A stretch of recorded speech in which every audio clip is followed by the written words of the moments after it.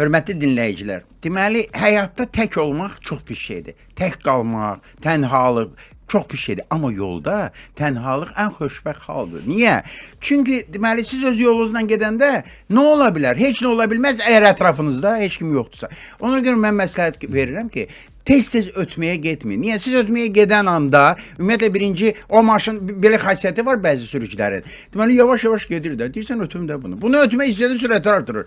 Sən biraz da artırırsan, o da artırır. Radara səni salmamış, özünü də, səni də salmamış sakitləşmir. Bu aradakı prinsiplər də olur bəzən. 60-50 olduğuna görə çox ötməyə getməyin. Böyrünüzdə maşın olmasın. Əsas şeylərdən biri isə sizin sağ və ya sol tərəfinizin heç olmasa bir tərəfinizin boş olmağıdır. Bu təhlükəsizlik pəncərəsi adlanır. Sizi tutaq ki, kimisə ötürsüz, mütləq çalışın ki, sağdan kimisə ötürsüz, soldan kimisə ötürsüz, sağınızda maşın var. Solunuz boş olsun o anda. Niyə? Siz onu ötən anda o sürücünün qabağına açıq lük çıxsa, siz elə bilirsiniz o lüka girəcək. Yox, o sikanı çox ola bilsin ki, barcurada yox, hara fırladacaq sizə tərəf. Bəs siz nə edəcəksiniz? Sizin solunuzda maşın varsa, qalarsınız ikisinin arasında konserva bankası kimi.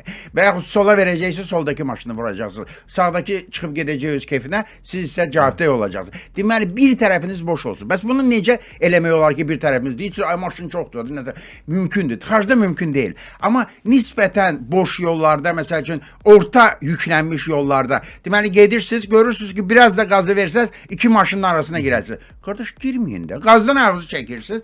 Deməli, maşının biri bərk gedir, ondan sonra sağdakı tək qalır, o tək qalanda onu ötməyə gedin uzağı. Niyə? Sizi sıxsa sola, güzgüyə də baxmışsınız da, boşdur da, arkaya da baxırsınız. Sola qaçırdım, maşını qəzadan qutara bilərsiniz. Bu, əlbəttə, təcrübəli sürücülərə aiddir. Bir tərəfiniz boş olsun. Bir dənə də, deməli, tələ adlanır da, ikisinin arasında olmaq tələ adlanır. Tələnin bir variantı da var. Yolun qırağında sol tərəfdə piyada durub, orta zolaqla maşın gedir sizlə paralel, siz də sol zolaqdasınız. Siz elə bil ki, piyada ilə ortadakı maşının arasından keçirsiniz. Və bu zaman piyada elə bil ki, telefonla danışa-danışa birdən ona deyirlər, gəl, sənə borcumuz var idi, $100 götürür. Hə? Atır özünü sizin maşının qabağına. Hara qaçacaqsınız? Sağda maşın, qabağınızda adam. Deməli, belə yerə də girməyin. Tələdir. İkisini qazdan ayağınızı çəkirsiniz, sağdakı maşın sürür gedir, ondan sonra siz ayağınızı torumuza qoyursunuz, piyada telefonla danışır, siz də onun yanından keçirsiniz. Yəni, həmişə bir tərəfiniz, Ceyhun, sizə də aiddir. Bir tərəfin boş olsun ki, bunlar səni sıxanda, qoruna biləsən. bir qaça biləsən.